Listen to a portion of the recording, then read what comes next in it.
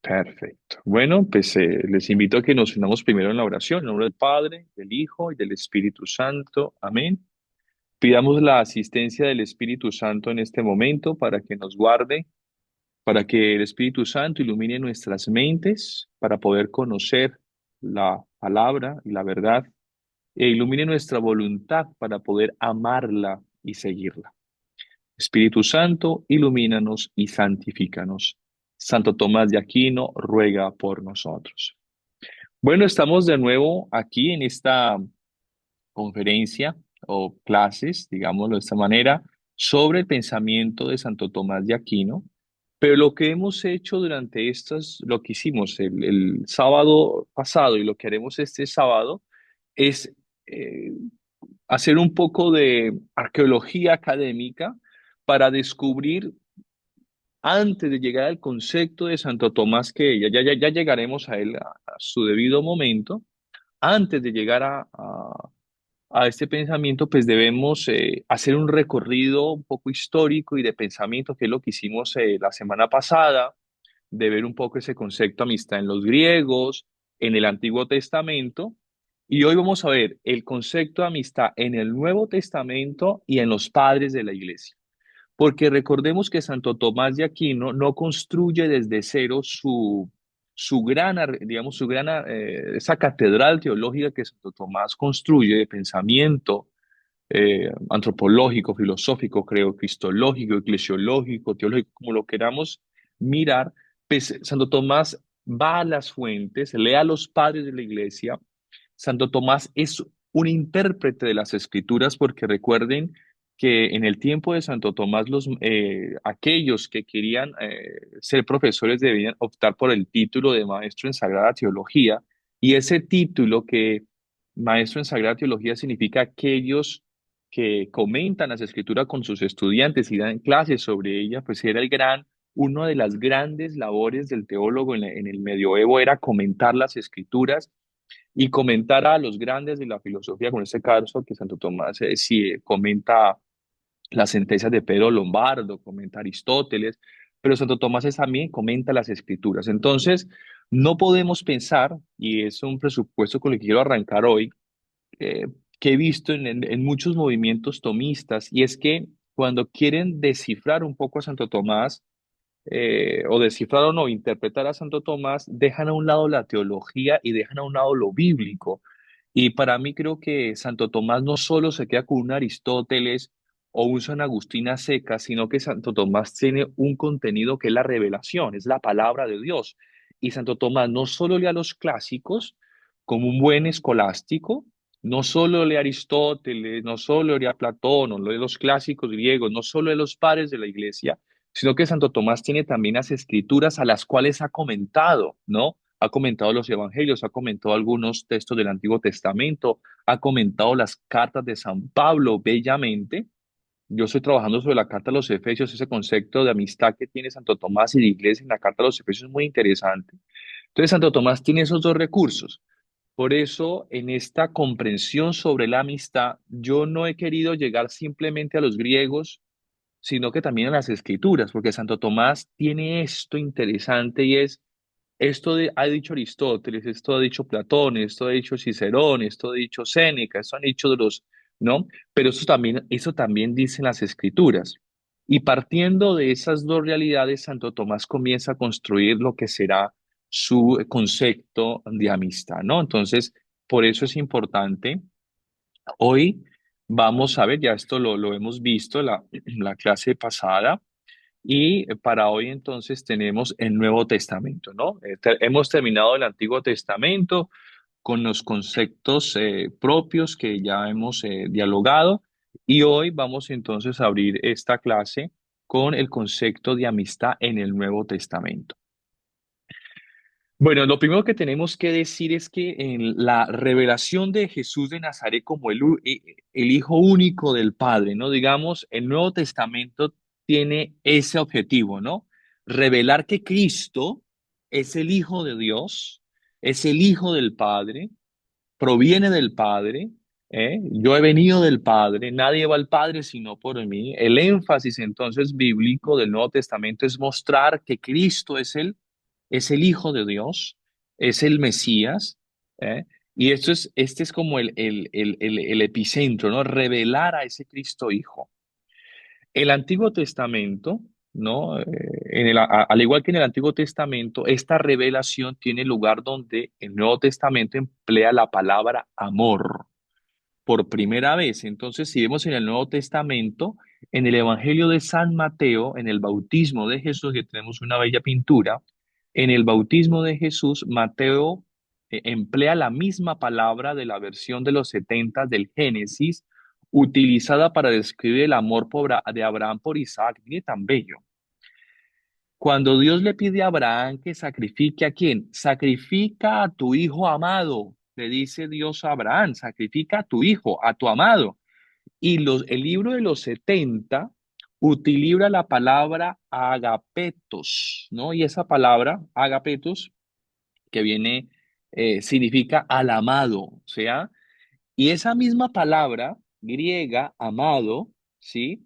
La va a utilizar el evangelista San Mateo para describir, ¿se acuerdan? En el Evangelio de Mateo, el capítulo 3 versículo 17 cuando el Padre dice, se abren los cielos y dije, este es mi Hijo amado, en quien tengo mi complacencia, escúchenlo.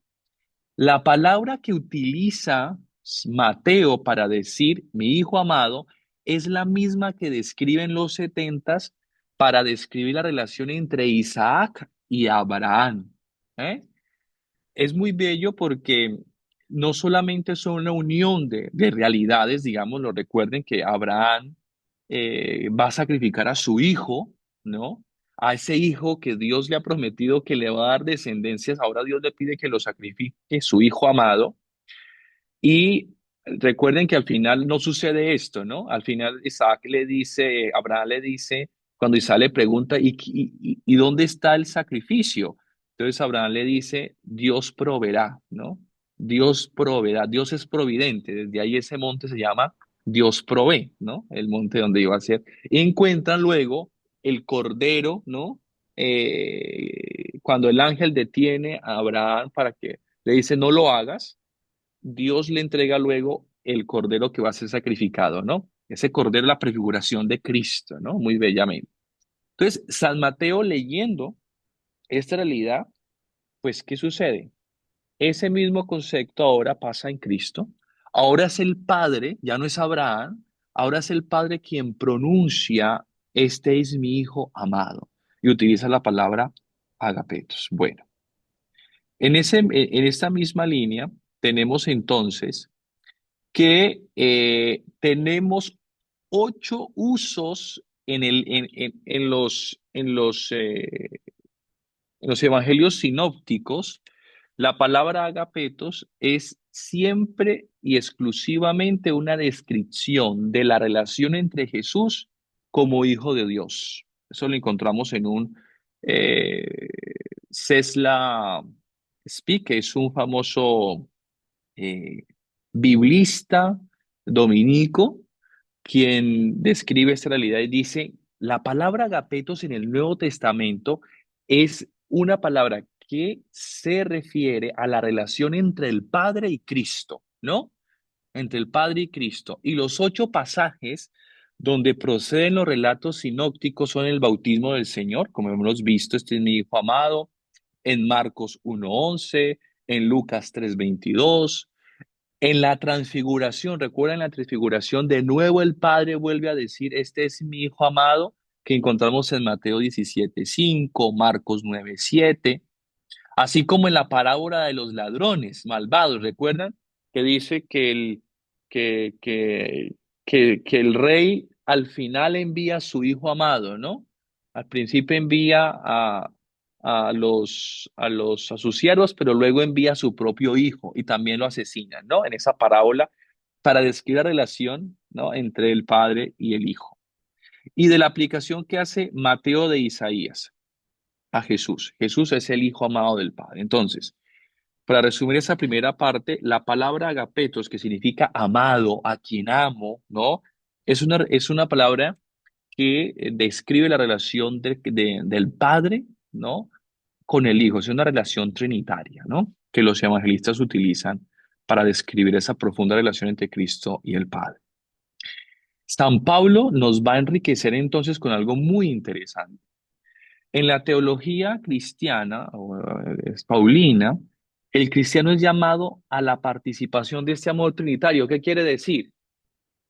Que esta relación que tiene el Padre y Cristo, que parece una relación íntima, una relación reservada, una relación propia de ellos, de la Trinidad, San Pablo nos dice, pues a esa relación nosotros estamos invitados, ¿no? O sea, nosotros estamos invitados a esa relación también, a ese ágape entre el Padre y el Hijo también. Dios nos quiere ahí, ¿sí? No es una relación ahora, claro, es una relación divina porque es el Padre que tiene la misma naturaleza del Hijo, ¿no? Pero nosotros no tenemos la misma naturaleza del Padre. Entonces, ¿cómo nosotros podemos entonces llegar a cómo participamos nosotros del amor de ellos dos? ¿Eh? Que en el fondo es el amor trinitario, porque también está el Espíritu Santo, ¿no? Que es el amor del Padre y del Hijo. ¿Cómo entramos nosotros a ser parte de ese amor? Entonces, San Pablo dice, pues nosotros estamos llamados a ser parte de ese amor, de ese ágape. Pero ¿cómo? Ahí comienza San Pablo entonces, porque nosotros no somos de la misma naturaleza del Padre, ¿cierto? Solo Cristo es de la misma naturaleza del Padre, pero nosotros no tenemos la misma naturaleza del Padre. Entonces, ¿cómo podemos tener ese mismo amor? Entonces, vamos a ver aquí a Pablo. Pablo afirma, habéis recibido el espíritu de la filiación. El espíritu de la filiación cuando clamamos Abba, Padre. Es el espíritu mismo que da testimonio a nuestro espíritu de que somos hijos de Dios. Entonces, San Pablo aquí nos comienza a decir, hemos recibido algo por medio del Espíritu Santo que nos permite decir Padre, como Cristo lo dijo. Cristo le dice Padre a Dios porque natural y ontológicamente comparte la misma naturaleza. Pero nosotros hemos recibido algo, dice San Pablo, algo que nos permite también llamar a Dios Padre. O sea, nos permite de una otra manera participar de la afiliación que Cristo tiene con el Padre. Participar, eso es muy importante porque Santo Tomás toma eso, se llama participación. Cristo nos participa algo de su filiación, algo de esa relación que tiene con el Padre a nosotros y por eso también podemos ser llamados hijos del Padre. Entonces, sigamos, dice San Pablo. Fue cuando éramos pecadores que Cristo comenzó a traernos hacia sí mismo. Romanos 5:8. Llegando a ser conocido como amigo de publicanos y pecadores, dice Mateo. Lucas nos dice, sin embargo, el objetivo era llevarnos de la enemistad a la amistad, dice San Pablo. Entonces, Cristo participándonos algo, que ya vamos a ver qué es ese algo, que luego Santo Tomás lo hacía muy bellamente, Cristo participándonos, haciéndonos partícipes de esa afiliación, ¿no? De esa afiliación, nosotros ya nos convertimos en hijos adoptivos, Él es el Hijo unigénito, pero por Cristo somos hijos adoptivos del Padre. Entonces, esa adopción, ¿no? El Padre nos adopta por medio de Cristo, hace ahora que Cristo restaure una amistad. Mire también yo esto, ¿no? Estábamos de la enemistad a la amistad por medio del Hijo. Entonces, para San Pablo, la amistad con Dios, de los hombres con Dios, es una amistad de la cual Cristo ha hecho posible a los hombres. Los hombres estábamos hechos enemigos de Dios por el pecado, ¿sí?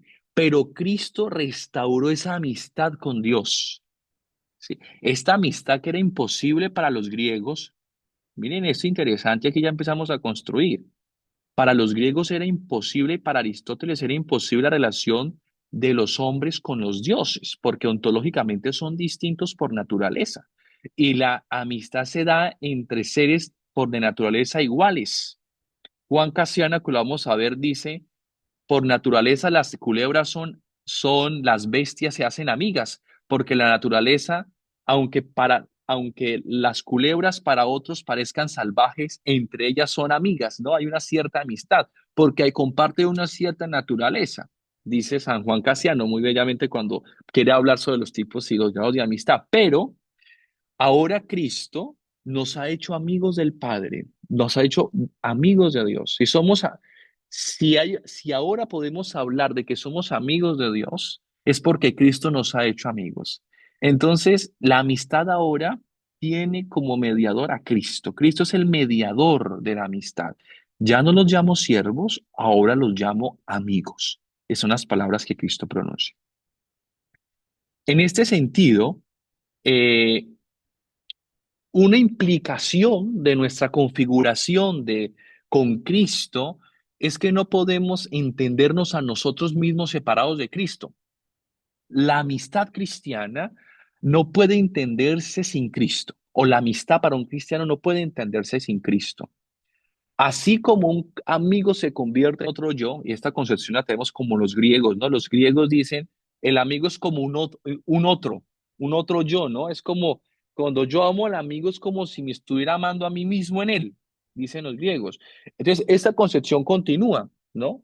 Así como un amigo se convierte en otro yo, en quien vemos nuestra propia imagen. Recordemos a Aristóteles cuando dice, si queremos vernos a nosotros, miremos al amigo que se convierte en nuestro espejo, dice Aristóteles, ¿cierto?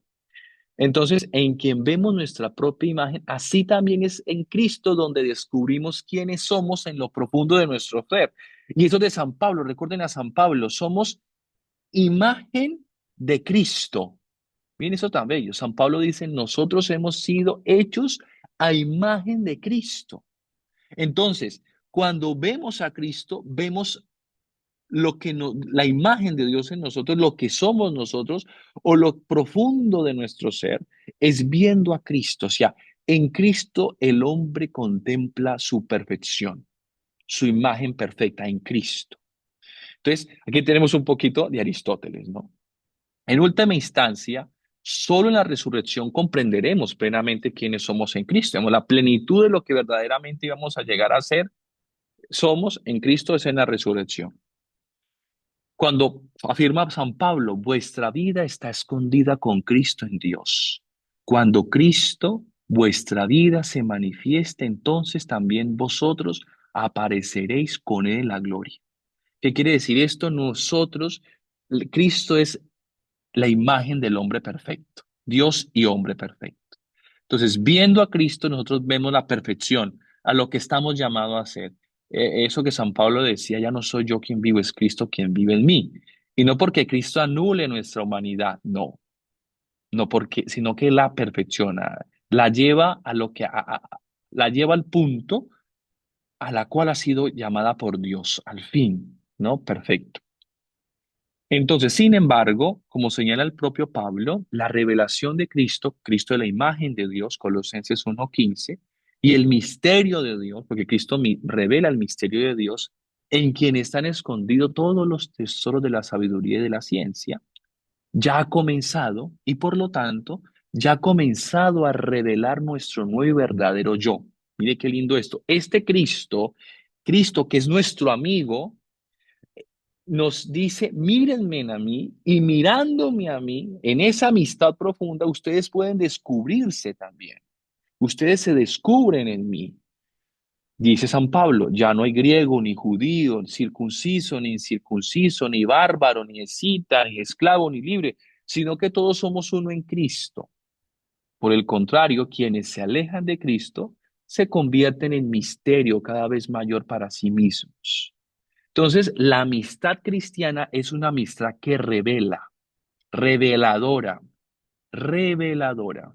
Entonces, eso es muy interesante porque los amigos, cuando el cristiano, una concepción interesante que podemos digamos, entender de esto es que la amistad cristiana es una amistad que revela, no que oculta, sino que revela. Por eso dice, entre más nos acercamos a Cristo, más podemos descubrirnos. Entonces, la amistad con Cristo permite un descubrimiento verdaderamente, ¿no? El amigo abre su corazón, se desnuda ante el otro y se descubre ante el otro. Y esto lo vamos a ver en los padres de la iglesia, ¿no? Hay una revelación del misterio más profundo. El amigo comunica al amigo sus misterios, sus profundidades, desvela su corazón, se desnuda ante él, se descubre ante él, ¿no? Y se comprende. Entonces, en este sentido, hay algo que San Pedro entonces aquí, recuerda que estamos haciendo un barrido así muy rápido sobre el Nuevo Testamento, sobre este concepto de amistad cristiana. San Pedro nota algo interesante en la carta, la segunda carta de San Pedro, nos dice San Pedro, nos convertimos en partícipes de la naturaleza divina. A través de esta comunión, Cristo nos revela sus secretos y nos atrae a su vida y misión.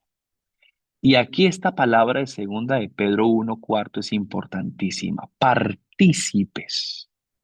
Ontológicamente el hombre no es Dios o no tiene la naturaleza divina como la tiene Cristo y el Espíritu Santo, que comparte la misma naturaleza divina del Padre, que es la fuente de la Trinidad. Pero, dice San Pedro, nos convertimos en partícipes de la naturaleza divina.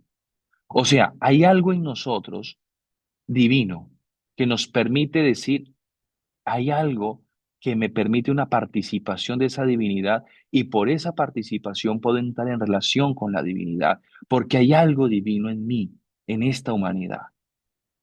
Pero esta divinidad, esta participación se hace a través de Cristo, dice San Pedro, a través de Cristo. Entonces nos permite comprender cómo en el Evangelio de San Juan, por ejemplo, en la víspera de la pasión, Jesús dice a sus discípulos, ya no os llamaré a vosotros siervos, porque el siervo no sabe lo que hace su Señor. Os he llamado amigos, porque os he dado a conocer todo lo que he oído de mi Padre. ¿Qué quiere decir esto? Dice que Cristo ha dado a conocer. O sea, los discípulos, el discípulo, el amigo ha escuchado de boca de su amigo las palabras, lo oculto ahora se ha revelado. Y porque ustedes ahora se entienden, han han entendido esta revelación, han comprendido, ahora ustedes son amigos míos, o sea, amigos de Dios.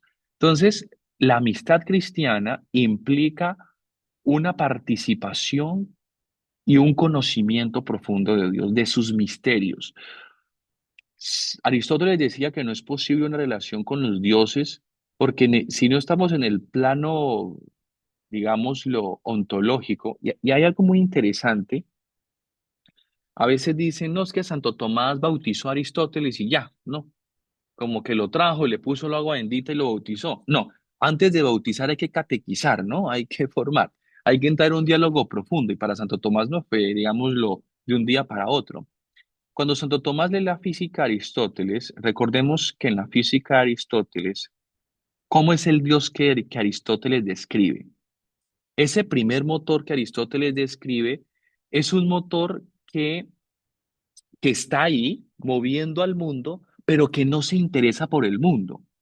El Dios de Aristóteles, aunque mueve el mundo, no le interesa al mundo, no le interesa al mundo. Eso es clarísimo cuando uno lee la física, Aristóteles. Primero.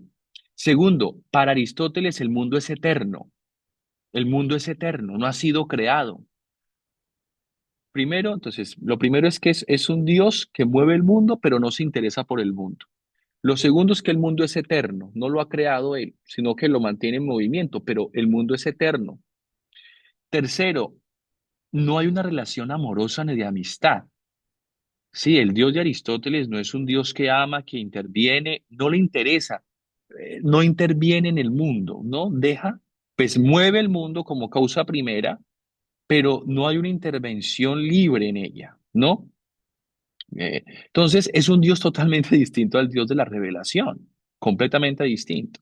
Pero con este Dios entra también entonces San Santo Tomás a profundizar, ¿sí?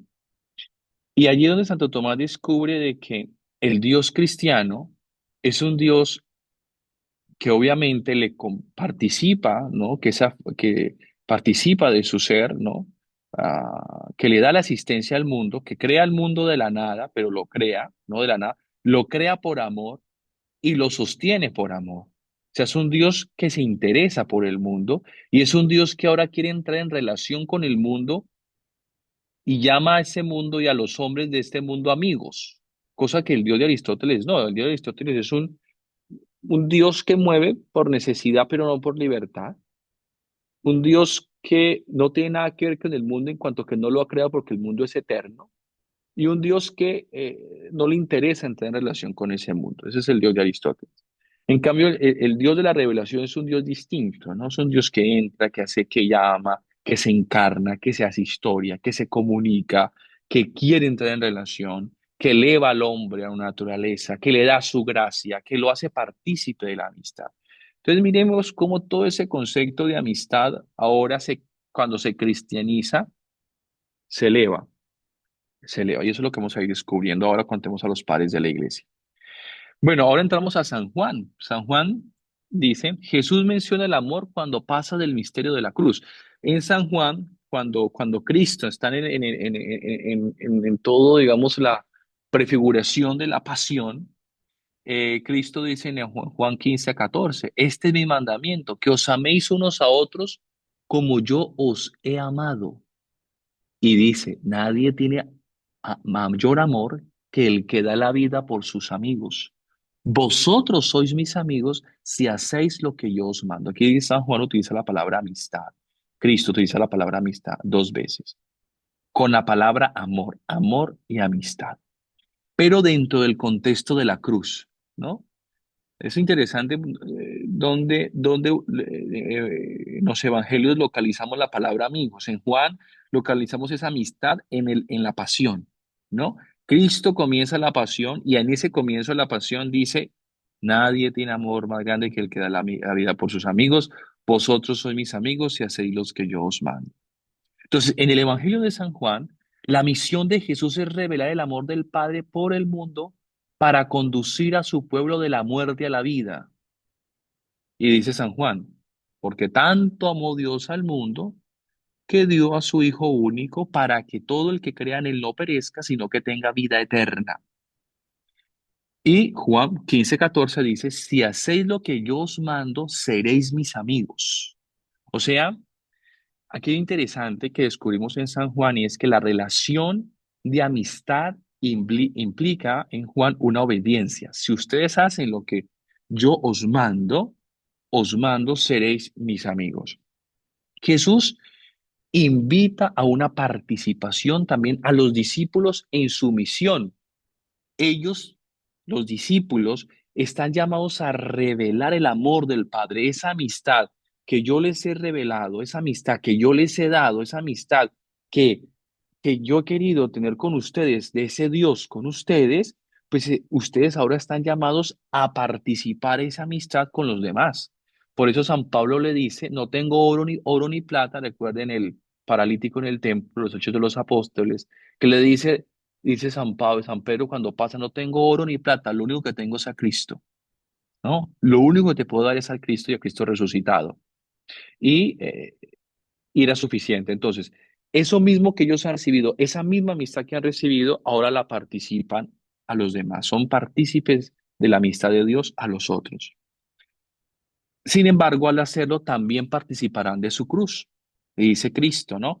Si el mundo os odia, sabe que a mí me han odiado antes que a vosotros. Recordad la palabra que os he dicho. No es mayor el siervo que su señor. Si a mí me han perseguido, también a vosotros os perseguirán. Quiere decir que esa amistad, que es una participación que Cristo por medio de la amistad hace partícipes a los apóstoles también de sus sufrimientos. Y esto es muy lindo porque en el concepto que los padres de la iglesia van a desarrollar sobre la amistad es que el amigo padece con el amigo. El amigo también hace suyo el sufrimiento del amigo. Y eso es muy interesante, ¿sí? El amigo hace suyo el sufrimiento del amigo. No es ajeno al sufrimiento del amigo ni a las equivocaciones del amigo y por eso está llamado a corregirlo.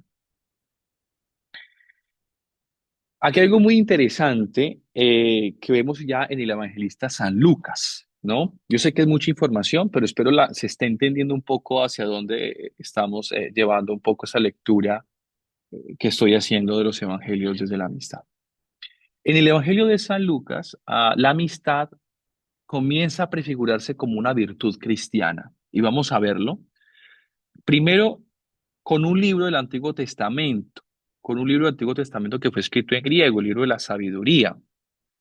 Aquí he puesto una imagen muy linda. Si ustedes ven esta pintura, es la pintura de la sabiduría enseñándole a un dominico. Y es la sabiduría moviendo los relojes un reloj que en ese momento significaban el equilibrio entre la mente y el espíritu, entre el cuerpo y el espíritu. El sabio es aquel que sabe mantener en el correcto orden las manijas correctas en el equilibrio entre su cuerpo y su espíritu, ¿no? Esa era la sabiduría en el medioevo. Y tenemos aquí, si no me equivoco, este es Enrique Susón, que es un dominico, que escribió un libro sobre el equilibrio entre la mente y el espíritu, ¿no? Y dice que es la sabiduría como virtud la que nos enseña a mantener ese equilibrio, que en el fondo es esa prudencia. Entonces, este cuadro narra eso, ¿no? La prudencia, eh, enseñándole a este dominico. Bueno, entonces en el libro de la sabiduría, una obra escrita en griego, amplía esta concepción de la amistad divina al afirmar, ojo con esto, que en cada generación la sabiduría pasa a las almas santas y las hace amigas y profetas de Dios. Eso lo escribimos en Sabiduría, capítulo 7, 27. Repito, la sabiduría hace a las almas amigas de Dios. Eso ya en el Antiguo Testamento. La sabiduría es un tesoro accesible a todos los que la buscan. Sin embargo, la alcanzan mediante una instrucción, mientras una instrucción disciplinar, lo que los griegos llamaban la paideia. Recuerden que la paideia era la formación, ¿no? Los griegos cuando formaban a los ciudadanos, los formaban en el arte de la guerra, en el arte de la filosofía, y todos estos pues implicaban una disciplina, un conocimiento. Y a este, estoy aquí resumiendo, a esto se llama la paideia. La paideia griega es la formación para alcanzar la virtud, alcanzar el arete, el fin, la perfección de la naturaleza humana. Y para alcanzar esa perfección de la naturaleza humana, pues hay una formación.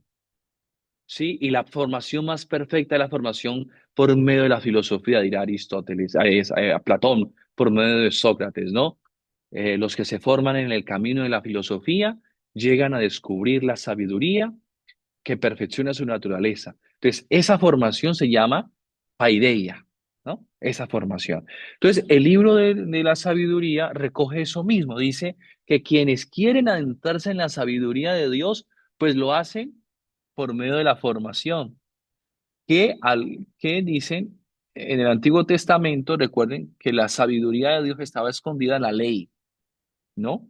Quien cumplía la ley, quien estudia la ley, quien descubre allí en la ley, descubre la sabiduría de Dios. Entonces, la paideia en el mundo, esto es una interpretación que hacen algunos biblistas, y es en el Antiguo Testamento, la formación en la sabiduría era la formación en la palabra, en las leyes, en el Antiguo Testamento. En esa formación encontramos sabiduría, e encontrando esa sabiduría me hago amigo de Dios cuando soy sabio. Y si soy amigo de Dios, soy profeta, porque comunico ahora. No solo la estudio, recuerden con esto, no solo la aprendo y me convierto en sabio, sino que la enseño, la profetizo, la comunico. Entonces, esta sabiduría que hace amigo a los hombres de Dios, les comunica a los hombres virtudes, los hace prudentes, los hace justos, como Abraham. Abraham es el hombre justo, ¿no? Entonces, la sabiduría parece que da virtudes. Entonces, estas virtudes en el Antiguo Testamento son entendidas como dones de Dios que manifiestan la sabiduría de aquel que ha entendido y comprendido la ley divina. ¿Cuál es el carácter de esta disciplina, de esta paideia en el libro de la sabiduría? Esta pregunta es la que se recorre en todo el libro. ¿Cómo alcanzar la sabiduría para poderse hacer amigos de Dios? Algunos pasajes han dado la impresión que esta paideia se refiere a la ley mosaica, ¿no? Pues comprender la ley que Moisés dio. Leemos que el amor a la disciplina significa guardar las leyes en el Sabiduría 6:18. Quien guarda las leyes se hace sabio, porque la ley es divina y como luz imperecedera da todo al mundo, ¿no? La ley ilumina todo. Otros pasajes, sin embargo, enseñan o sugieren que esta paideia corresponde a la enseñanza ética o de la filosofía griega, ¿no? es como, es más helénica, ¿no? Como lo vimos anteriormente. Leemos, por ejemplo, que las labores de la sabiduría son la enseñanza de la templanza, de la prudencia, de la justicia, del valor. En Sabiduría 8:7 decimos que la sabiduría se ha hecho siete, dice el libro de la sabiduría se ha hecho una casa y ha construido siete pilares que algunos padres de la iglesia interpretan como los dones del Espíritu Santo, ¿no? Los dones del Espíritu Santo, que en el fondo se convierten en virtudes, ¿no? Las virtudes. Entonces, el libro de la sabiduría, y ahora vamos a entender por qué estoy hablando de esto para hablar de Lucas, ¿no? ¿Cómo así que la sabiduría, pues se entiende, pero qué tiene que ver San Lucas con esto? Y algo es muy interesante, y es que esto que vemos de la sabiduría, que enseña la virtud, la disciplina, ¿no? Para alcanzar la relación con Dios, la amistad, todo esto del Antiguo Testamento, lo encontramos bueno, aquí estamos discutiendo un poco sobre el libro de la sabiduría, y es que la sabiduría es amiga de lo bueno, filiagatos, y amiga del hombre, filántropos. Sabiduría 7:3. Es un asistente en el trono de Dios. Se nos dice que la sabiduría es asistente en el trono de Dios. Sabiduría 9:4-10. Que sale, ojo con esto, con el Espíritu Santo de la instrucción, de la paideia. Quiere decir que esta sabiduría está personificada, ¿no? Y esta sabiduría nos enseña.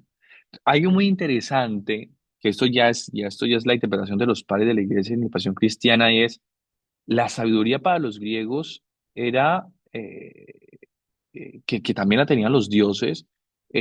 Para Sócrates, la sabiduría es algo divino. También para los griegos, la sabiduría es algo divino, es algo de los dioses, pero el hombre está llamado también a encontrar esa sabiduría, ¿cierto?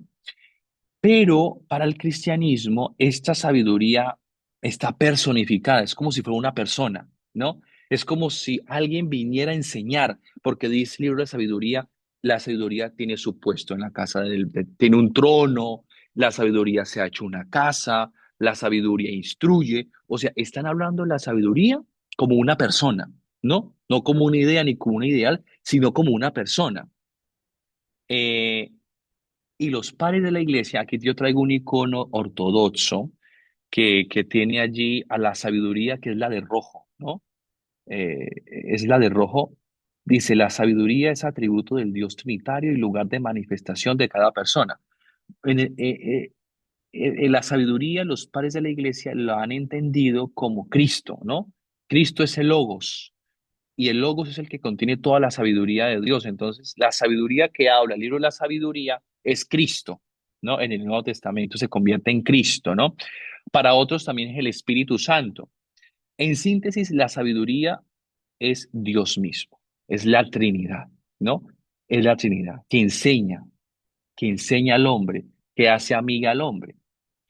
Así el narrador explica, dice que buscó la sabiduría porque había descubierto que había inmortalidad en el parentesco. O sea, quien atiende a la sabiduría, atiende a la eternidad. Y aquí yo quiero hacer un paréntesis muy interesante. En Aristóteles, especialmente en Aristóteles, también lo encontramos en algunos, en los griegos, y es, para los griegos, lo más eterno es la virtud. Lo más eterno es la virtud. Y me explico. Aristóteles dice, ¿por qué la amistad es la virtud la más perfecta de todos? Es porque es la más eterna. Quien se hace amigo por el placer, pues ¿qué pasa con el placer? Es momentáneo, es finito. El placer pasa en un momento. Tenías ganas de comer helado, vamos juntos por un helado, te comiste el helado y se acabó. El placer estuvo o el deleite estuvo mientras hubo el placer. Entonces, la amistad por placer es pasajera. Lo mismo sucede con la amistad de utilidad. La utilidad es pasajera. Me hago amigo mientras me eres útil. Cuando se termina esa utilidad, pues termina nuestra amistad. Pero si somos amigos en la virtud, nuestra amistad será eterna. Por eso el grado máximo de la amistad es la virtud para los griegos, porque la virtud es lo más eterno, ¿no? Es lo más parecido a la eternidad. Y cuando leemos en el libro de la sabiduría, nos damos cuenta de que esa sabiduría es eterna. Y esa sabiduría da dones, da virtudes. Entonces, miremos cómo lo uno y lo otro, de una u otra manera, pues obviamente hay que decirlo, eh, el libro de la sabiduría se escribe en un contexto helénico, digamos el imperio romano, ya que era helénico en sí mismo, estaba helenizado, pues ya había llevado todo este pensamiento al pueblo judío, al pueblo semita. Entonces, de una u otra manera vemos impregnado ya aquí a los antiguos también en el libro de la sabiduría. Entonces, también la sabiduría dice, que vuelvo y repito, hay una canción que dice, la sabiduría se ha hecho una casa para entrar en comunión con. ¿Sí? Entonces, esa sabiduría que hace amigos a los hombres de Dios, pues también entra en comunión en la casa de ella, ¿no? Entonces, para el libro de la sabiduría, esas virtudes que nos regala la sabiduría es para entrar en una comunicación con Dios. Por eso cuando leemos, por ejemplo, el profeta Salomón, a los grandes, ¿no? Cuando que piden la sabiduría de Dios. ¿Eh? Porque esa sabiduría, quien posee la sabiduría está en comunicación con Dios, está en comunión con Dios, ¿sí? A quien Dios le ha compartido su sabiduría, lo ha hecho partícipe lo ha hecho amigo suyo y como su amigo le ha compartido. Recordemos lo que dijimos cuando hablamos de Moisés, ¿recuerdan? A Moisés, que decíamos que Filón de Alejandría decía a Moisés se convierte en amigo de Dios o porque Moisés es amigo de Dios, es que Dios le comparte de sus poderes.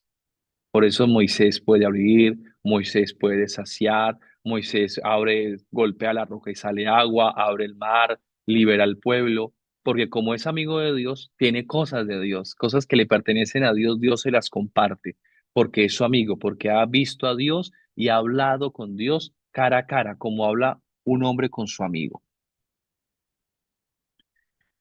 Por eso se dice que quien tiene la sabiduría puede gobernar. Por eso los reyes del Antiguo Testamento piden la sabiduría de Dios para gobernar. Y es muy interesante.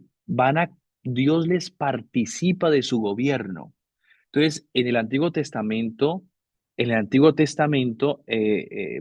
si el rey quería gobernar, pues tenía que estar imbuido de la sabiduría de Dios. O sea, Dios tenía que hacerlo partícipe. Y esto lo hacía ya amigo de Dios, ¿no? Ya lo hacía amigo de Dios para poder gobernar a su pueblo. Entonces, ahora aquí viene ya entonces el libro. ¿Por qué dije esto como preámbulo al Evangelio de San Lucas? Entonces, como hemos visto, en el libro de la sabiduría se afirma que la disciplina, o sea, la disciplina, recuerden, ¿no? La paideia, la sabiduría que enseña, ¿no? Las virtudes clásicas de la prudencia, la justicia, el valor, la templanza, pues eso también está en el Nuevo Testamento y está en el Evangelio de San Lucas.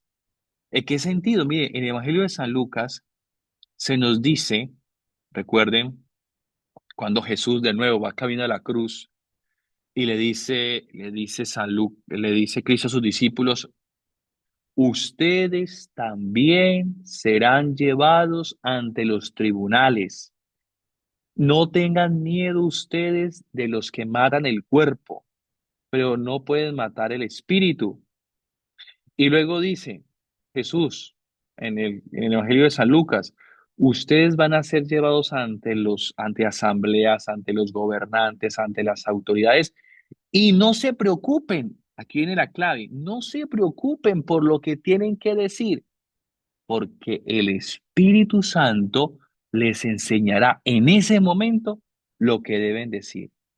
La misma sabiduría del libro de la sabiduría, ese mismo espíritu de sabiduría que enseña la paideia, que enseña a los amigos de Dios palabras de prudencia, de justicia, de templanza, ese mismo espíritu de sabiduría, dice Jesús en el Evangelio de Lucas, se hará presente, se hará presente en ustedes en esos momentos y les enseñará. Vuelve y aparece la palabra paideia. Les enseñará lo que tienen que decir. Aquí tenemos, por ejemplo, a los apóstoles encadenados y tenemos aquí los judíos, ¿no? En esta corte, en esta asamblea, todos asombrados de la sabiduría de estos hombres, ¿no? O sea, ¿de dónde les viene la sabiduría a estos hombres? ¿De dónde les viene? Pues claro, si son amigos míos y si ustedes hacen de todo lo que yo les he dicho, no se preocupen, que el espíritu de la sabiduría les enseñará todo. O sea, les enseñará las virtudes. Y esto es muy interesante en este último párrafo aquí, que hemos encontrado con Aristóteles y con Santo Tomás, partiendo de los evangelios, y es que es significativo que Jesús termine afirmando, con vuestra perseverancia ganaréis vuestras vidas. Lucas 21, 19. Entonces, dice que el evangelio de Lucas presenta, el evangelio de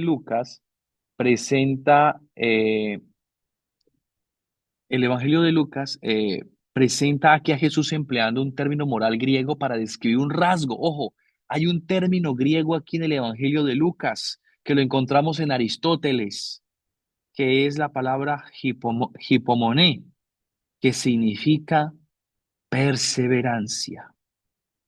Y para Aristóteles, hipomoné es el acto principal de la virtud del coraje, que luego Santo Tomás dirá en la Suma de Teología que esa hipomoné es el acto primario de la valentía, que Santo Tomás asociará con el martirio. Entonces, la sabiduría que enseña virtudes, esa sabiduría les dará perseverancia a los apóstoles y esa perseverancia es una virtud que da coraje, que Santo Tomás dice es la valentía, que es la que acompaña el martirio. Entonces, martirio es una virtud o procede esta virtud de la valentía que procede de Dios, que enseña. Y todo esto por la relación de amistad. Bueno, con esto terminamos, terminamos la lectura un poco muy rápida del Nuevo Testamento, sobre el concepto de amistad del Nuevo Testamento. Ahora, me gustaría que entráramos a los padres de la iglesia, ¿no? A los padres de la iglesia. Repito, ¿no? Estamos construyendo, o no estamos construyendo, porque ya está, ¿no? Que es el concepto que Santo Tomás da de amistad, pero no quiero llegar a ese concepto sin entender las bases de ese concepto. O sea, Santo Tomás, ¿de dónde bebe para poder construir su concepto de amistad, ¿no? Entonces, aquí quiero hacer un preámbulo sobre una crítica que le han hecho al cristianismo, especialmente el cristianismo de los primeros tiempos. Una de las grandes críticas que se le ha hecho al cristianismo de los primeros tiempos es que los cristianos, como los padres de la iglesia y teólogos de la iglesia y algunos eremitas y ellos, veían en la amistad humana un obstáculo para la virtud y la santificación. ¿Sí? Se veía la amistad como un obstáculo. Entonces, los padres muchos críticos, muchos dicen eso, pero lo dicen porque no conocen verdaderamente los escritos de los padres de la iglesia sobre la amistad. Cuando terminemos este punto, por ejemplo, ustedes vamos a quedar con voy a decirlo de esa manera, con la boca abierta de la belleza que uno encuentra en la tradición patrística sobre el concepto de amistad y la importancia de la amistad para los padres de la iglesia. Porque muchos han dicho que para los padres de la iglesia la amistad es un obstáculo para alcanzar la virtud. Por eso para ellos las amistades humanas eran banales. Entonces, entre menos amigos tengas, enciérrate en ti mismo y busca a Dios en ti, o ve a la soledad para que busques a Dios en la soledad y allí en esa lucha contigo mismo se alcance la santidad y las virtudes. Es completamente una lectura completamente equivocada y lo vamos a comprobar. Hay un libro muy bello que se escribió por allá en el siglo segundo después de Cristo. No sé si ustedes han escuchado el Octavio. de Minucio Félix. Eh, esta es una obra muy linda, que escribió Minucio Félix, un cristiano del siglo segundo, donde dice, dos cristianos y un pagano van a la playa, tres cristianos regresan, ¿no? Dos cristianos y un pagano van a la playa y ahora son tres cristianos los que regresan. O sea, algo pasó allá en la playa, ¿no? Resulta, acontece que este libro es escrito en el siglo segundo, cuando aún el cristianismo en el Imperio Romano estaba prohibido y era perseguido. Y uno diría, cómo es posible una amistad entre cristianos, ¿eh? Pero entre cristianos y paganos? Este libro redacta la bella amistad de dos cristianos con un pagano. Y es una obra que narra la profunda amistad que se tenían los tres y de una situación, porque estos tres dicen van a Ostia, una playa que está muy cerca a Roma, que tuve la oportunidad de conocer, y ahí los romanos iban pues a esta playa a divertirse. De esto, esta obra, de un latín muy bello, describe, dice cómo disfrutaban los romanos de la playa. Es una obra muy bonita. Y dice esta obra que tres amigos se fueron un día de playa y dos de ellos eran cristianos y uno era pagano. Y hubo un momento de discusión, hubo un momento de discusión entre ellos sobre Cristo, ¿no? Sobre la fe cristiana. Y Octavio, que es el cristiano aquí, eh, habla a Cecilio, ¿no? Octavio habla a Cecilio, que Cecilio es el pagano, sobre el cristianismo, ¿no? Recordemos, la obra dicen que ellos eran muy amigos, pero no compartían la fe, pero sí la amistad. Y después de una larga discusión sobre el cristianismo y ello, Cecilio, que es el pagano, se convierte al cristianismo.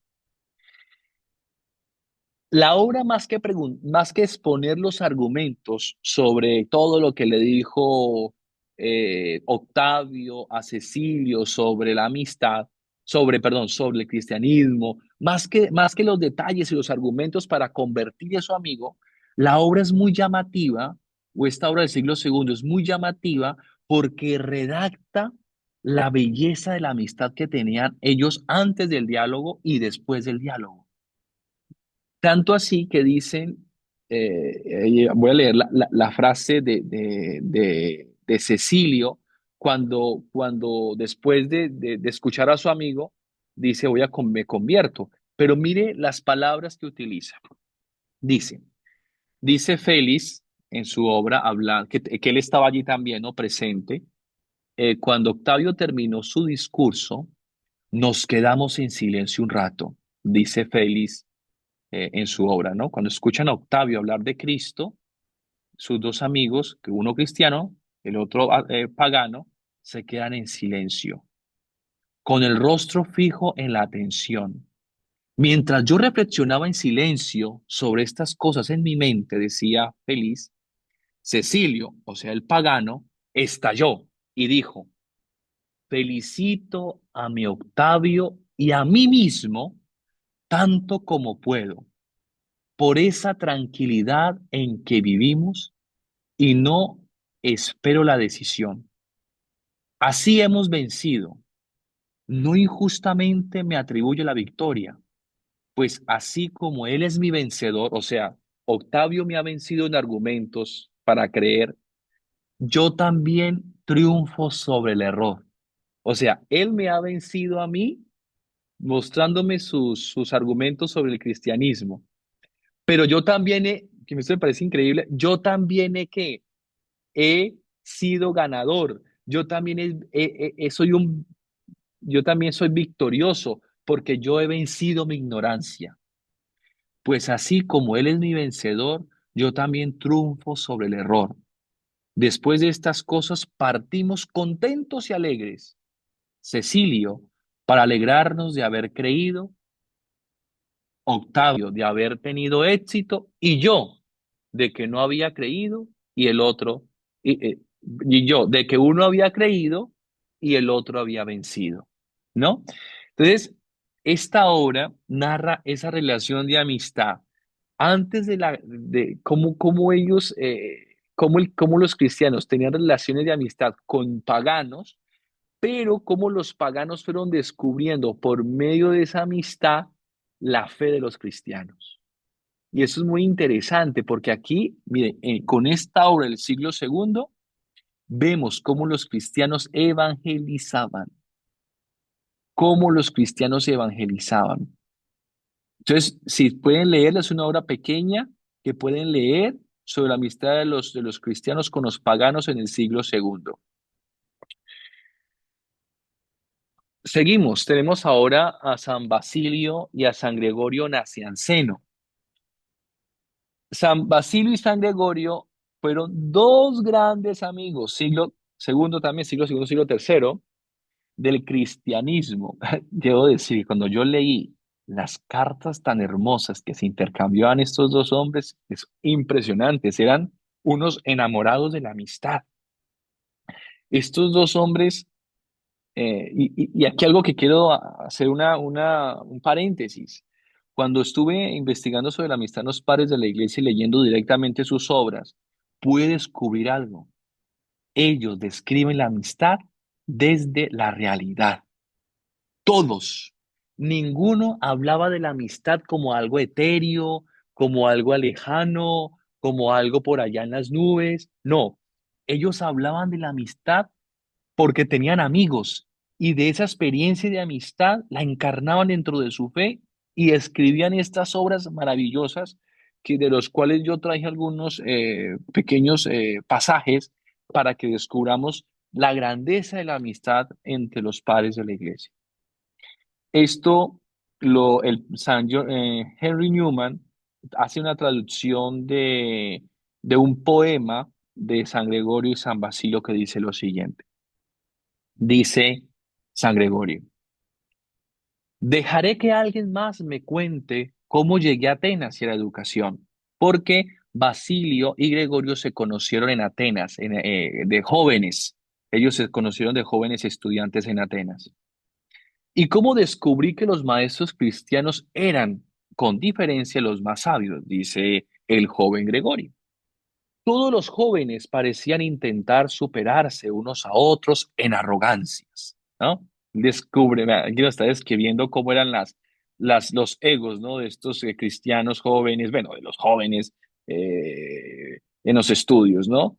La vida académica en Atenas. Pero mi camino era como un arroyo de agua dulce que corría por el lado salobre, dice. O sea, mi vida era distinta a lo de los demás. ¿Por qué? No me quedé atascado en el pantano, me trajo la mejor parte y y ahí fue donde Dios me dio me dio un regalo más.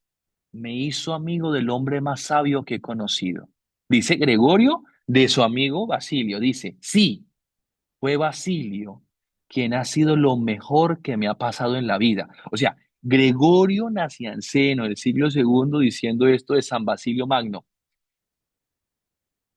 Basilio es lo mejor que me ha pasado en la vida. En aquel entonces era mi mejor amigo. Vivíamos juntos, estudiábamos juntos, aprendimos juntos. Creo que tengo derecho a presumir de lo unidos que éramos. Nos conocían en toda Grecia, ¿no? Es amigo que habla con orgullo, ¿no? Teníamos todo en común. Éramos una sola alma en dos cuerpos. Y lo que nos unía era la idea de Dios en lo alto y el anhelo por lo sagrado. Vimos aquí ya, eh, aquí encontramos algo muy humano y muy divino, ¿no? Muy humano, dice, compartíamos juntos, estudiábamos juntos, éramos inseparables, éramos un alma en dos cuerpos, ¿no? Voy a decirlo acá, es un amor muy eros, hay que decirlo en el sentido de la palabra, muy humano, pero aquí viene lo divino. ¿Qué los unía? ¿Qué los unía en esa amistad? La idea de Dios y el anhelo de lo sagrado. Confiábamos plenamente el uno en el otro y nos abrimos los secretos más profundos de nuestros corazones. Aquí vuelve esa idea de el amigo se descubre para el amigo. Y seguimos leyendo, que son poemas muy bonitos. Mire lo que dice ahora Basilio, ahora el otro hablando de su amigo. Con las mismas ideas sobre la vida cristiana, ambos decidieron retirarse del mundo. Ellos, los dos, cuando se gradúan de la universidad en ese momento, dicen, ¿y ahora qué vamos a hacer? Pues hagámonos monjes, pero nos hacemos monjes juntos porque somos inseparables. Entonces ellos dos, pero pasa algo, algo pasa ahí en ese momento, dice. Eh, San Gregorio explicó, dice, vi que cuando las personas viven este mundo de cuidados, ayudan a los demás, pero al hacerlo arriesgan la calma y la pureza de sus corazones. Quienes abandonan el mundo tienen una vida más justa y elevan la mirada al cielo con silenciosa fuerza, pero solo se sirven a sí mismos, sin amor fraternal. Sí, San Gregorio dice, bueno, si nos quedamos en el mundo, pues nos atendemos al mundo que nos olvidamos como de Dios. Pero si nos hacemos ermitaños, monjes solos, como que nos servimos a nosotros mismos, y ¿dónde está la amistad? ¿Dónde está el amor fraternal? ¿No? Así que me abrí como entre dos caminos. Meditaría como ermitaño, pero viviría en el mundo y serviría a la humanidad. O sea, San Gregorio dice, yo quiero tener esa vida de los ermitaños, ¿no? De disciplina y ello, pero también quiero tener amigos, porque es que él no se quería separar de San Basilio, de su amigo. Entonces dijo, pues podemos hacer las dos cosas al tiempo. Entonces, en cuanto a Basilio, tenía ideas elevadas sobre la amistad, como lo expresó en cartas a otros corresponsables. Dice San Basilio, así como el moho es una plaga que crece en los granos, la adulación, eso es importante, la adulación para los griegos, para los padres de la iglesia, no es un buen signo de amistad, porque dicen que adular al amigo no es un buen signo. La adulación que roba la amistad es una plaga de la amistad. Aunque mi razón no me hubiera inducido a considerar a un hombre de tal carácter, nuestra intimidad desde la infancia habría bastado para contentarme con tu alma. Tú mismo sabes cuánto influye la costumbre en la amistad. Me niego a admitir que soy inferior a los hombres que han sido famosos por su amistad, pues jamás he sido descubierto en ninguna infracción de la mía. O sea, yo nunca he atentado contra la amistad. Y además dice, he recibido de mi Dios el mandamiento del amor y te debo amor, no solo como parte de la humanidad en general, sino porque reconozco lo que tú mismo has hecho por mi país y por mí, dice San Basilio. Y Gregorio Nacianceno, este ya es otro padre de la iglesia, tiene una oración muy bonita sobre la amistad. Dice, y cuando con el tiempo reconocimos nuestro afecto mutuo, perdón, Gregorio Nacianceno, amigo de Basilio, dice, y esa filosofía era nuestro objetivo, lo éramos todo el uno para el otro, ¿no? Aquí Gregorio era más pasional.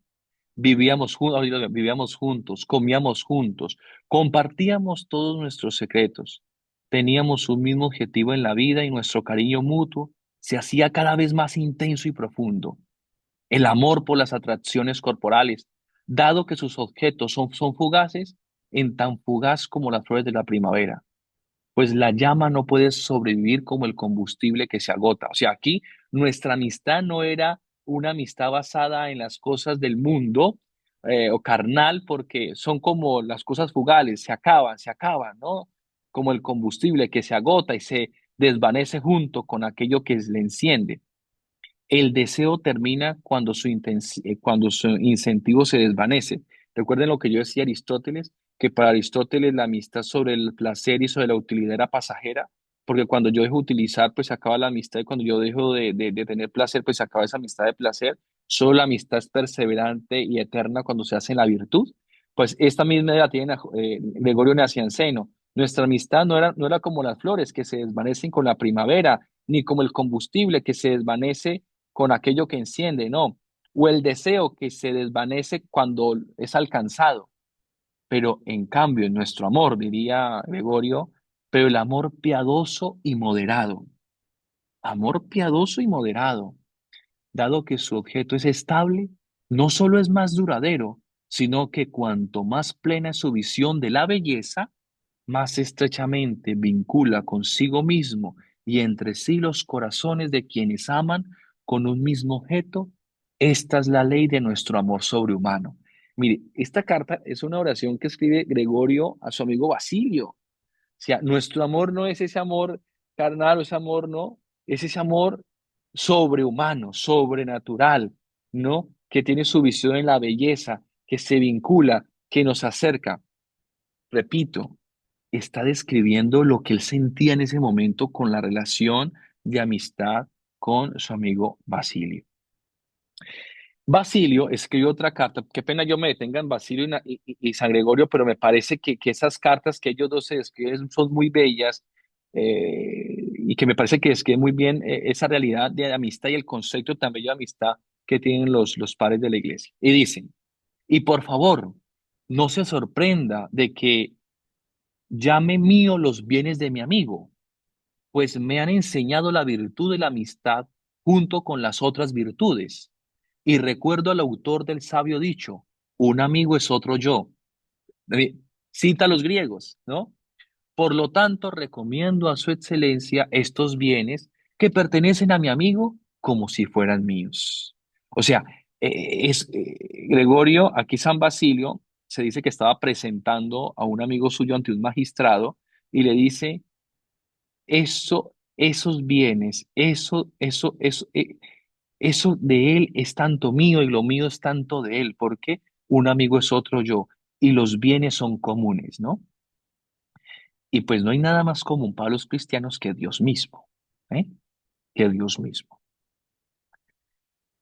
Entonces, y aquí tenemos, ese es otro, y ahora sí pasamos a otro, que es a Gregorio de Niza. Es otro gran padre de la iglesia que dice, eh, en esta encantadora carta de presentación, Gregorio escribe una carta presentando a un amigo suyo a otro amigo. Ese es el contexto de esta carta. Eh, y dice, digo yo, ¿no? ¿Quién no querría ayudar a un hombre que llegue con una carta tan encantadora de un amigo cercano? Porque Gregorio, mire lo que dice Gregorio en esta carta, en este fragmento, dice, la gente de entendimiento admira a Alejandro Magno, rey de Macedonia, por una cosa sobre todo, pues no es tan admirado por sus famosas victorias sobre los persas y los indios, ni por su penetración hasta los océanos, sino por decir que tenía su tesoro en sus amigos. Estamos Gregorio Niza citando esto de Alejandro Magno. En este sentido, me atrevo a compararme con sus maravillosas hazañas, y con razón diría lo mismo. Soy rico en amistades. Puede, puede que incluso sea más rico que ese hombre que estaba tan orgulloso de sí mismo, ¿no? Dice, yo puedo ser más rico que Alejandro Magno porque tengo más amigos. Quien fue tan amigo para él como tú lo eres para mí, siempre tratando de superarte en toda clase de excelencia. Nadie me acusaría de adulación. O sea, aquí está diciendo, está halagando a su amigo, pero diciéndole, no te estoy adulando, cuidado. Solo mira mi edad y tu vida. Soy demasiado viejo para adularte y no es el momento de la vida para preocuparme por tratar de complacerte. Y en cuanto a ti, bueno, aunque siempre sea el momento adecuado para adularte, los elogios no contarían como adulación. O sea, los elogios que te hago como amigo no son una adulación. Tu vida te alaba antes de que mis palabras tengan la oportunidad. Pero como cuando somos ricos en bendiciones, es un don especial saber cómo usar lo que tenemos. Cuando tenemos más que suficiente, lo mejor es compartirlo con nuestros amigos. Como mi amado hijo Alexander es, sobre todo, un amigo unido a mí, con toda sinceridad, espero que le muestres mi tesoro. ¿Sí? Este que te estoy presentando, Alexander, es como otro yo. Tú trátalo a él como otro yo, como a mí mismo, y por eso descúbrele a él los tesoros y no se los muestres. No, o sea, y no solo se los muestres, sino que lo pongas a su disposición para que lo disfrute en abundancia. Puedes hacerlo brindándole tu ayuda con la que he venido a preguntar. Él mismo te lo explicará. Eso es mejor. Eso es mejor que yo entre en detalle, que es mejor eso que yo entre en detalles en una carta. Diciéndole, mira, aquí está mi amigo, primero pues alaba la amistad que tiene con este a quien le dirige la carta, le presenta a ese amigo suyo para que aquel amigo que recibió la carta reciba a ese amigo suyo como a otro, como a otro yo y le dé los tesoros de la amistad y le ayude en lo que ese amigo ya le contará. Dice, yo no entro en detalles, él ya te contará lo que necesita. Bueno, siendo, siendo un poco, ya faltando 10 minutos y siendo muy puntuales con el tiempo, yo voy a dejar hasta aquí. Todavía nos faltan uno, dos, tres, bueno, unos cuatro pares de la iglesia, pero dejamos para dentro de 8 días. Y de esa manera quisiera ver un poco las preguntas, si tienen preguntas sobre este punto, lo que hemos dado pues, discutiendo un poquito. Y bueno, pues estaría yo dispuesto a, si puedo, bueno, a responderlas. Entonces, quien tiene, por favor, es todo oídos. Yo tengo varias cosas para decir. Tengo cantidad de cosas para decir Sí, respecto de tu clase pasada y la de esta. No, no, es que, mejor dicho, quedo abrumado, obviamente por la cantidad de información que nos compartes, que eso es señal de amistad. O sea, compartir el conocimiento es señal de amistad y eso es un ejemplo vivo de parte tuya. Digamos que esa es una primera connotación que quiero darle al sentido de la amistad antes de ir a Santo Tomás. Ahora, quería hacer algunos comentarios. Cuando uno lee el libro de los Hechos de los Apóstoles en las lecturas de hoy, Hechos de los Apóstoles 9, 31, 42, eh, Pedro tuvo esa gracia divina de poder curar a una discípula llamada Tabita. ¿Qué quiere decir eso? Y entroncando, digamos, la concepción de la amistad en el Nuevo Testamento, es que en los Hechos de los Apóstoles y particularmente con Pedro, cabeza de la iglesia, él le manifiesta su gracia, su poder, dándole la potestad de poder curar a alguien que había muerto. Y eso es señal también de amistad. Es decir, Dios Dios no se circunscribe, no se guarda para sí su poder divino de hacer partícipe a los hombres, el poder llevar la palabra de Dios manifestada aquí en un hecho vivo como es restaurarle la vida a una persona. Eso también es una forma de manifestación de participación de la Trinidad al respecto. Ahora, otra cosa importante, cuando tú decías y viendo y leyendo maravillosamente esos apartes de esa gran amistad de San Basilio y San Gregorio Nacianceno, eh, y comparándola con con Platón precisamente cuando decía que descubrir la belleza juntos es la amistad, ahí está claramente los visos del platonismo como tal, ¿sí? Ahora, otro aspecto importante es que tú decías la vez pasada que, Homero, dice que la amistad es con ese etairoi, que implica compañeros o camaradas, pues es que aquí con San Basilio y San Gregorio eso es mucho más que compañeros o camaradas, o como dirían los muchachos ahora, los parceros, ¿sí?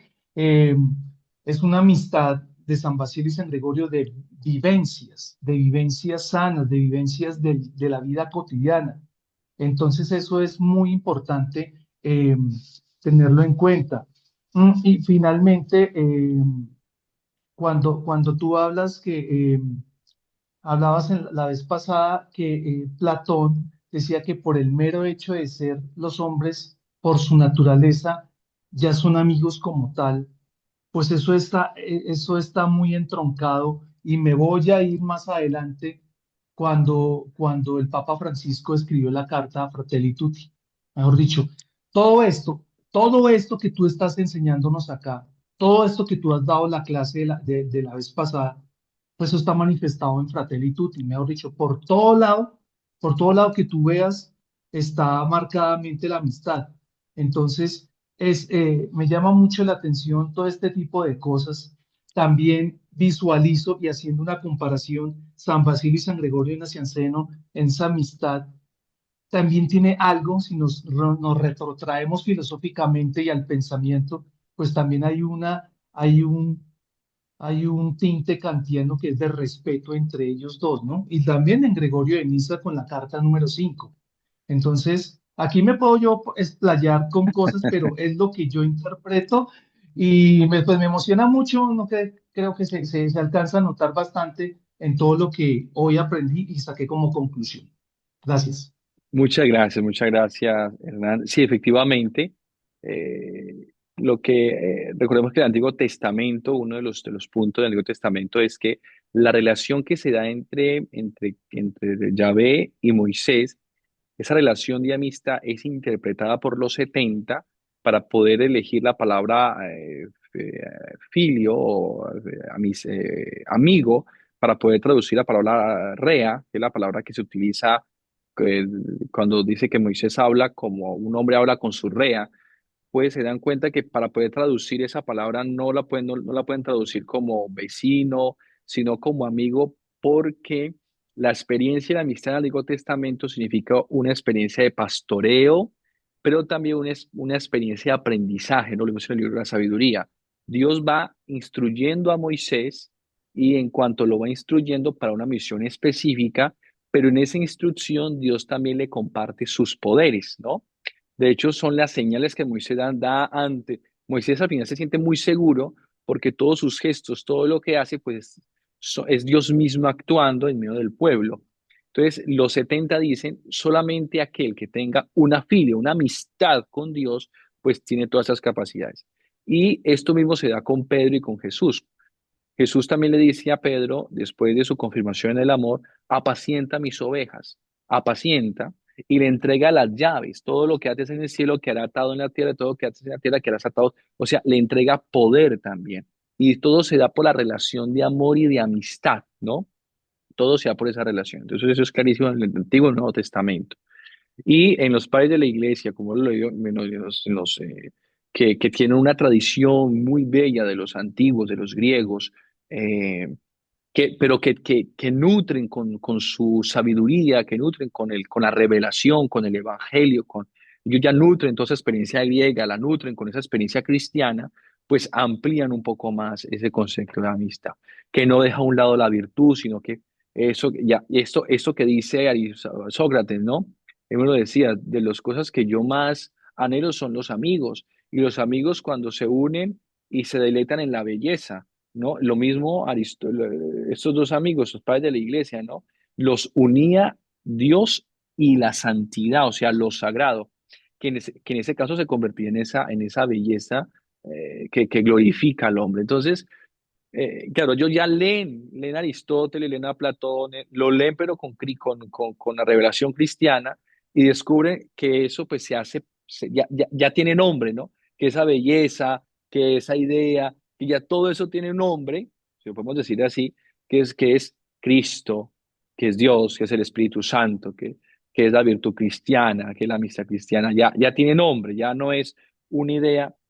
eh, que se busca simplemente con el ejercicio humano, sino que también es una realidad, es una personificación, no es un Dios que ahora aquí entra en relación con nosotros, ¿no? Sí, Cristina.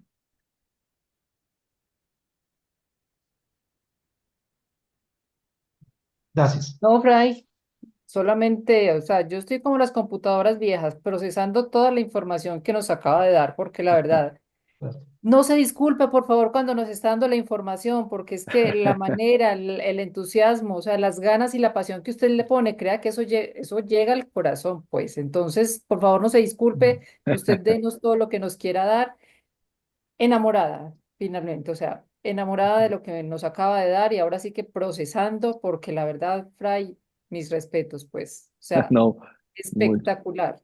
muchas gracias, Cristian. De todos modos, yo esto lo coloco en la página en YouTube, de tal manera que si quieren volver a mirar, tomar los apuntes, pueden volver ahí a tomar algunos puntos.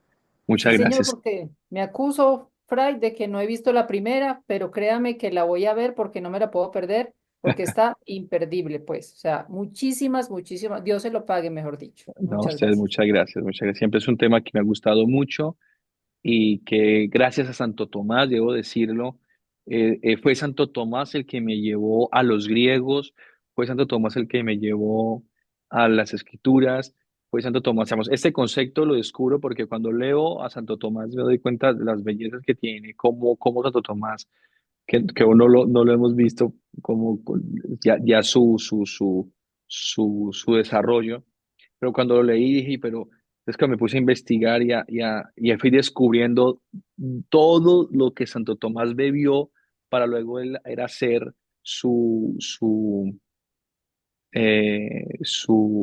concepto de amistad. No sé si alguno tiene... No, pues quería finalizar con una cosa. Lo que tú acabas de decir es muy cierto y a mí se me aguan los ojos de la emoción por una sencilla razón. No olvidemos, y tú lo sabes mejor que yo, que uno de los apelativos que tiene Santo Tomás de Aquino es el Sol de Aquino, Sí, esa iluminación de conocimiento que tú lo acabas de expresar mejor que yo, eso te llevó a exponer esto. Es decir, es que uno no se imagina eh, la grandeza que fue este doctor de la Iglesia, Santo Tomás, que al final de su vida, todo el conocimiento que acumuló, ese acervo de saberes, al final dijo, paja, al final esto no es nada a partir de la contemplación que tuve con Dios, ante Dios. Entonces, estas iluminarias que tú nos expones y que te llevó a dar el conocimiento de este trabajo que tú estabas haciendo, pues es que es claro que la amistad también, ahí podría yo interpretar también, Santo Tomás de Aquino, digamos, falleció, es cierto, no lo vemos ahora físicamente, pero sentimos su amistad espiritual con el conocimiento y con los libros que dejó. sí, sí. Muchas gracias, sí, es verdad. Javier, Sí, Frater, es que me parece interesante y no sé si de pronto más adelante, en algún momento, para profundizar ese tema de la relación amistad-libertad, porque digamos que se dieron pincelazos hoy muy acertados, pero me parece interesante, ¿no? Porque usualmente se confunde la amistad con querer que el otro haga lo que es mi voluntad y si no, entonces no es mi amigo. ¿M? Y veamos precisamente eso, ¿no? Cómo precisamente esa voluntad también con Dios es ese respeto a la libertad del hombre, que lo encuentra uno en el concepto de libre albedrío, que es uno de los grandes aportes de Tomás de Aquino al pensamiento en Occidente. exactamente, sí. Una de las cosas que lo vamos a ver con Juan Casiano en su comentario Los Hechos de los Apóstoles, San Juan Casiano dice, eh, si quieres vivir en paz con tu amigo, no obligues a tu amigo a hacer tu voluntad. Antes bien busca hacer la voluntad de tu amigo, ¿no? Como diciendo, y así tu amigo buscando hacer la tuya, serán, ¿no? Esto lo dice San Juan Casiano, que muchos, que es uno de los fundadores de toda la experiencia monástica, ¿no? Y vamos a verlo porque tiene un discurso bellísimo sobre la amistad y él lo dice así, ¿no? No busques no sometas a tu amigo, si quieres vivir en paz con tu amigo, no sometas a tu amigo a tu voluntad. porque no es tu voluntad, ¿no? Digamos que los une un otro y ese otro es Cristo. Y aquí es importantísimo eso, es Cristo el que une esa amistad y esas dos voluntades se unen en Cristo, ¿no? Entonces, y también me gusta mucho porque en una sociedad como la de hoy, pues también tenemos una amistad hoy los psicólogos hablan de amistad de apegos afectivos, ¿no? Yo no soy psicólogo, pero también vemos que hay amistades que hoy los jóvenes llaman amistades tóxicas, ¿no? Que ahogan, y uno ve jóvenes en depresiones por amistades de esta índole, ¿no? Tóxicas y ello, donde se pierde completamente la libertad. ¿Por qué? Porque en el cristianismo, en la amistad cristiana, hay un otro que une estas dos voluntades, ¿no? En cambio, digamos, hoy en una amistad sin Cristo, sin Dios, una amistad que no ilumine, que no plenifique esta amistad de los hombres, pues esta amistad de los hombres, primero, no se va a saciar a sí misma y por más noble que parezca en la virtud, pues siempre faltará algo como para ser plena, para ser perfecta, ¿no? Y eso es aquí por ejemplo, San Basilio le dice a su amigo, compartíamos hasta las horas de comida, pero no nos unía eso, porque nos unía era Dios y lo sagrado. Digamos, ahí ya encuentra uno, dice, claro, aquí hay una clave distinta de lo que significaría una espiritualidad de la amistad cristiana, ¿no? Y claro, que involucra indudablemente el respeto por la libertad también, que lo vamos a discutir en algún momento. Hay tantas cosas que me vienen, yo espero llegar después de Santo Tomás a unos dos autores que también estudié hace poco, que me pareció interesante, un poco contrarios en algo, pero algo interesante para entender un poco la amistad en el mundo contemporáneo moderno, como Montaigne, por ejemplo, este francés que tiene un concepto de amistad con la poesía. Bueno, es un naturalista él, ¿no? Pero él habla sobre la amistad en la mesa terrenal y en la mesa celestial. Dice que los amigos tienen que saber compartir la amistad tanto en lo terrenal como en lo celestial. Bueno, para él lo celestial era en la poesía, ¿no? Porque para él Dios es poesía. Dice, el amigo que no entienda que la mesa que se comparte no solamente es esta de aquí, de los tiempos y todo para muchos, ¿no? Sino que también es compartir los gustos celestiales, pues no ha entendido qué es la amistad, dice Montañe, ¿no? Un naturalista. Entonces hay cosas muy interesantes que uno puede descubrir. No sé. Muchas gracias, Javier. Nada, gracias de verdad por esa gran exposición. Bueno, pues no, Dios les bendiga. Si no tenemos más preguntas, ya con esto cerramos, siendo las 6:06, subimos a YouTube y nos vemos dentro de 8 días para terminar los pares de la iglesia, terminar con San Agustín y ya después de San Agustín, que eso me quiero detener un poquito más, ya ahora sí adentrarnos a Santo Tomás y en su concepto. Un abrazo grande y Dios les bendiga mucho. Amén, muchas Hola y gracias. buena Gracias. tarde, Muchas buenos gracias. días para todos. Igualmente, Muchas que gracias, estén muy bien. amables. Chao para todos. Chao, igualmente. Buen fin de semana y buen Día de las Chao, Madres. Chao. chao, chao también. Ok.